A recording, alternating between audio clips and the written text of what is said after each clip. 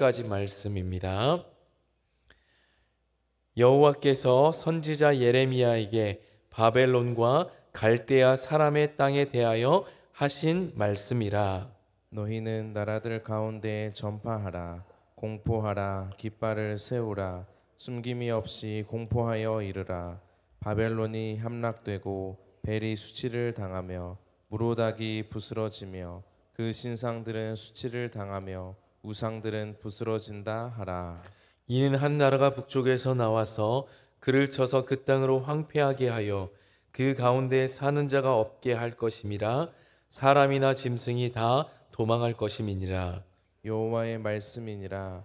그날 그때에 이스라엘 자손이 돌아오며 유다 자손도 함께 돌아오되 그들이 울면서 그 길을 가며 그의 하나님 여호와께 구할 것이며 그들이 그 얼굴을 시온으로 향하여 그 길을 물으며 말하기를 너희는 오라 잊을 수 없는 영원한 언약으로 여호와와 연합하라 하리라.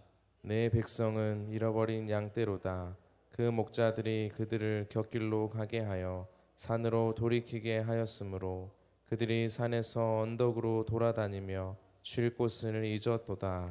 그들을 만나는 자들은 그들을 삼키며 그의 대적은 말하기를 그들이 여호와 곧 의로운 처소시며 그의 조상들의 소망이신 여호와께 범죄하였음인즉 우리는 무죄하다 하였느니라. 너희는 바벨론 가운데서 도망하라. 갈대아 사람의 땅에서 나오라. 양떼에 앞서가는 순념소 같이 하라. 보라 내가 큰 민족의 무리를 북쪽에서 올라오게 하여 바벨론을 대항하게 하리니 그들이 대열을 버리고 쳐서 정복할 것이라. 그들의 화살은 노련한 용사의 화살 같아서 허공을 치지 아니하리라. 갈대아가 약탈을 당할 것이라. 그를 약탈하는 자마다 만족하리라. 여호와의 말씀이니라. 아멘. 할렐루야. 이 새벽에도 하나님이 우리의 등불 되어 주시고 우리의 삶의 온전한 보호자 되어 주시기를 예수님의 이름으로 간절히 소망합니다. 애굽을 시작해서 온 열방에 대한 심판에 대한 예언이 줄곧 이어졌습니다. 그리고 그 심판에 대한 마지막 나라는 바벨론을 마지막으로 바벨론의 심판을 예언함으로 맞춰지게 됩니다. 50장과 51장 두 장에 걸쳐서 바벨론에 대한 심판을 집중 조명합니다. 바벨론 역시 하나님의 심판을 벗어날 수 없었던 이유는 하나님의 심판의 도구로 바벨론이 사용되었지만은 마치 자신들이 하나님인 것처럼 교만했기 때문입니다. 온 나라가 바벨론을 두려워하고 무서워 떨었던 것들이 자기들의 힘이라고 생각했습니다. 그 결과 바벨론 역시 하나님의 심판을 받게 되고 그리고 그 심판의 도구로 사용되었던 바벨론에 대한 심판은 역사에서 잊혀질 것이다 라고 하는 판결을 당하게 됩니다. 먼저 1절에서 3절은 바벨론이 함락을 당하고 심판을 당할 것이라고 말씀합니다. 그들의 우상이 수치를 당하고 부스러진다라고 말씀하는데요. 특별히 2절 말씀에서 이를 강조합니다. 5번의 그 같은 의미의 동사가 반복이 되는데요. 2절 함께 읽어보겠습니다. 너희는 나라들 가운데 전파하라. 공포하라. 깃발을 세우라. 숨김이 없이 공포하여 이르되 바벨론이 함락되고 벨이 수치를 당하며 무로닥이 부스러지며 그 신상들은 수치를 당하며 우상들은 부스러진다 하라. 아멘. 함락되고 수치를 당하며 부스러지며 수치를 당하며 부스러진다. 5번이 강조가 되고 있죠. 바벨론이 함락을 당하는데 곧 그것은 벨 그리고 벨의 또 다른 이름인 무로닥이라고 하는 그 바벨론의 최고의 신이 수치를 당하고 부스러진다. 깨트러지고 파괴된다라는 거죠. 여러분, 우상은 사람의 손으로 만든 것입니다. 사람의 손으로 만든 신상은 결코 신이 아닙니다. 신을 만든 사람이 더 고등신이 아니고 사람의 손으로 만든 것은 그냥 한낱 사람의 손으로 만든 어떤 조형물에 불과한 거죠. 그렇기 때문에 그 형상 안에는, 그 신상 안에는 하나님의 어떤 신의 이미지가 거기 가운데 담겨 있을 수가 없습니다. 그래서 형상이 있는 우상은 당연스럽게 시간이 지나게 되면 또 낡게 되고, 그리고 부스러지고 깨트려지는 것이 당연합니다. 금덩어리, 돌덩어리로 만든 그 이미지가 어떠한 힘이 있겠습니까? 말 그대로 무생물입니다. 호흡이 없고 힘도 없습니다. 다른 어떤 우리 인간들을 지켜줄 어떠한 힘도 없습니다. 여러분, 그래서 2절은 바벨론의 심판이 반드시 이루어진다라는 것을 강조하면서 온 열방의 주인이 누구인지를 계속 거듭해서 강조하고 있는 거죠. 벨이 아니라, 또 벨의 또 다른 이름인 무로닥도 아니고, 그 강대한 바벨론 자신들도 신이 아니라 온 천하 만민의 여호와 하나님이 신이라는 것을 강조하고 있습니다. 그래서 이런 벨의, 그리고 무로닥의 그 멸망이 수치를 당하고 부스러진다, 수치를 당하고 멸망을 당한다라고 하면서 반복하면서 이 바벨론의 심판에 대해서 온 열방 가운데 또 선포하고 전하라고 또 5차례가 강조됩니다. 전파하라, 공포하라, 그리고 깃발을 세우라, 그리고 숨김이 없이 또 공포하라. 바벨론이 또 그리고 공포하고 이르라 라고 말씀하면서 바벨론의 멸망을 보면서 온 세상이 알게 될 것이다, 알게 하라고 강조하는 거죠. 물이 바다를 덮은 같이 여호와의 영광을 인정하는 것이 온 세상에 가득하게 되리라. 하박국 선지자를 통해서 바벨론의 포로로 끌려가기 전에 이미 선포했었던, 예언되었던 그 예언이 바벨론의 심판을 통해서 성취될 것이라고 다시 한번 강조하는 거죠. 그래서 여러분, 하나님의 영광을 인정하는 것, 하나님의 주되심을 인정하는 나라에게 내일의 소망이 있습니다. 우리나라가 또한 믿음의 백성들이 하나님을 경외하고 거룩한 나라가 될 수 있도록, 그래서 우리가 기도해야 됩니다. 세상의 쾌락이 신도 아니고 세상의 어떤 물질, 권력이 우리나라를 지켜줄 수 없습니다. 올림픽에서 금메달을 13개를 따고 온들 그것이 우리나라를 지켜주는 것이 아닙니다.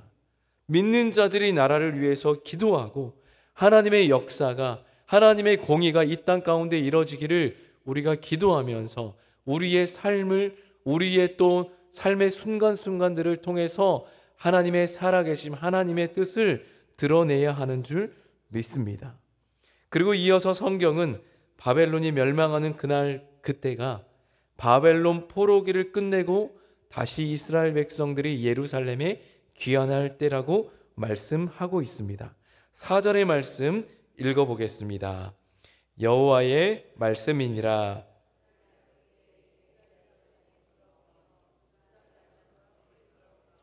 그들이 울면서 그 길을 가며 그의 하나님 여호와께 구할 것이며. 아멘.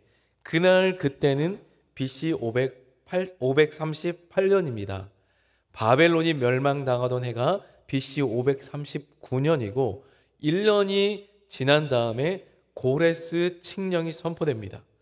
누구든지 하나님의 백성된 자는 예루살렘으로 돌아가서 하나님의 성전을 건축하라 라고 하는 이 내용이 담긴 고레스 칙령이 선포가 되어지게 되고, 그리고 나서 이스라엘 백성들의 귀환이 이루어지게 되는 거죠. 그래서 1차 귀환이 BC 538년에 4,397명으로 돌아와서 이제 성전의 기초를 쌓게 됩니다. 그래서 처음에 그 무너지고 불타버렸던 예루살렘 성전의 기초를 놓게 되었을 때 그 성전이 처음 세워졌던 것을 봤었던 연장자들이나 제사장들은 대성통곡하였더라라고 에스라서 말씀에서 그때의 상황들을 보여주고 있습니다. 그래서 그날을 예언하고 있죠. 4절 말씀에 이스라엘 백성들이 돌아와서 그들이 울면서 그 길을 가며 그의 하나님 여호와께 구할 것이며 라고 하면서 70년이 찬 후에 귀환하였고 귀환 3개월 후에 성전 기초가 놓인 것을 보고 울고 통곡하고, 또 한편으로는 그 성전의 기초가 놓인 곳을 보며 기쁨의 함성을 지르는 사람들이 있고 라고 하면서 그 70년 뒤에 일어날 일에 대해서 예언합니다. 여러분, 이렇게 다시 이스라엘 백성들이 돌아오게 되고, 그리고 성전을 다시 건축하게 될 수 있었던, 이것을 가능하게 했었던 이유가 무엇입니까? 이것을 가능하게 된 것은 이스라엘의 어떤 불신앙을 덮었던 하나님의 사랑인 줄 믿습니다. 하나님이 아브라함과 맺은 언약 때문입니다. 잊을 수 없는 영원한 그 언약이 이스라엘 회복을 위한 어떤 그런 힘이 되었고, 이스라엘의 회복이 현실이 될 수 있었던 것이라고 5절은 우리에게 말씀해 주고 있습니다. 하나님은 여전히 이스라엘 백성들을 포로로 보냈지만, 하나님은 이스라엘 백성들을 향한 그 사랑을, 하나님이 맺었던 그 언약을 여전히 잊지 않으시고 지키셔서 내 백성이라고 부르시는 하나님입니다. 한때는 그 이스라엘 백성들이 목자 없는 양처럼 유리방황했습니다. 거짓 목자, 탐욕과 권력에 눈이 어두운 지도자들로 인해서 온 나라가 잘못된 길로 가기도 했습니다. 참된 쉴곳, 참된 샬롬은 여호와 하나님이었는데 그 하나님을 버리고 바알에게, 그 하나님을 등지고 아세라에게, 그 하나님을 외면하고 밀곰에게, 아스타롯에게 갔습니다. 여러분, 기도하는 우리가 올바로 깨어 있을 수 있길 축복합니다. 잘못된 길로 가지 않고 참된 쉴곳, 참된 샬롬이 여호와 하나님께 있다라는 것을 우리가 늘 잊지 않고 기억할 수 있길 소망합니다.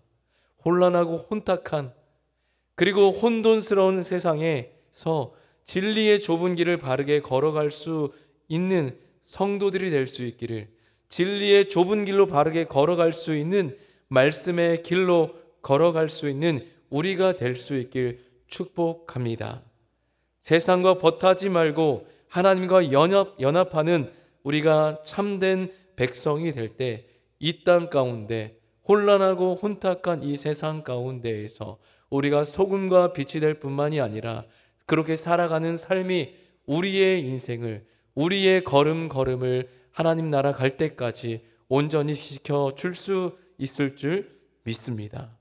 그 길을 걷지 못했기 때문에 바벨론은 멸망을 당하게 되고 또 심판을 당하게 됩니다. 그래서 이렇게 바벨론이 확실하게 무너지게 될 텐데, 여러분, 그때 이스라엘 백성들은 그렇다면 어떤 행동을 취해야 될까요? 이들이 취해야 될 것은, 바벨론이 멸망당할 때 이스라엘 백성들이 해야 될 것은 그곳에 있기를 또한 즐겨하거나 좋아하는 게 아니라 출애굽했듯이 이들은 출바벨론을 해야 됩니다. 바벨론이 아무리 살기 좋아도 바벨론의 어떤 그 7대 불가사리 중에 하나의 공중정원이 있었잖아요. 그리고 바벨론 그 나라가 얼마나 진짜 강대하고 그들이 부가 있고 번영이 있고 살기 좋았냐. 사막 한가운데 바벨론 성을 두르는 그 물들이 있었습니다. 그래서 그 물들로부터 바벨론의 그 길 한가운데, 도시 한가운데 물이 흐르고 그 가운데에서 어떤 풍요로움이 있었습니다. 문명이 화려했었던 도시입니다. 하지만 아무리 그렇다 하더라도 그 땅은 멸망당할 소돔과 고모라입니다. 그래서 그 땅에서 도망치라고 성경은 우리에게 말씀해 주고 있습니다. 8절 읽어보겠습니다. 너희는 바벨론 가운데에서 도망하라. 소 같이 하라. 아멘. 3번이나 또 강조합니다. 도망하라, 나오라, 순념소 같이 하라라고 3차례 강조하고 있습니다. 도망하라, 나오라는 것은 어떤 의미인지 우리가 잘 알겠죠. 그리고 마지막에 양떼를 앞서가는 순념소 같이 하라. 이건 뭐예요? 양떼는 말 그대로 양떼, 무리지어서 행동을 갑니다. 그런데 순념소는 약간은 자기 멋대로인 어떤 그 무리를 지어서 가는 게 아니라 자기의 또 임의대로 그렇게 가는 습성이 있습니다. 그래서 무리지어서 이렇게 졸졸이 가는 게 아니라 지금 바벨론의 멸망이 임박했고 멸망의 때가 오게 되면은 지체 없이 가라는 거죠. 뒤를 돌아보지 말고 지체 없이 도망가고 바벨론 땅에서 나오라는 겁니다. 그렇지 않고 고개를 돌리게 되면 같이 망하게 된다라는 거죠.